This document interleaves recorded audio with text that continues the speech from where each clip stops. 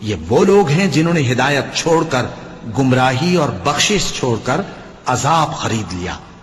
یہ آتش جہنم کی کیسی برداشت کرنے والے ہیں.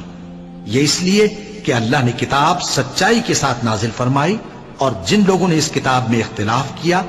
وہ ضد میں آ کر نیکی سے دور ہو گئے ہیں.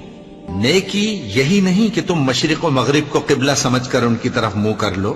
بلکہ نیکی یہ ہے کہ لوگ اللہ پر اور روز آخر پر اور فرشتوں پر اور اللہ کی کتاب پر اور پیغمبروں پر ایمان لائیں، اور مال باوجود عزیز رکھنے کے رشتہ داروں اور یتیموں اور محتاجوں اور مسافروں اور مانگنے والوں کو دیں، اور گردنوں کے چھڑانے میں خرچ کریں،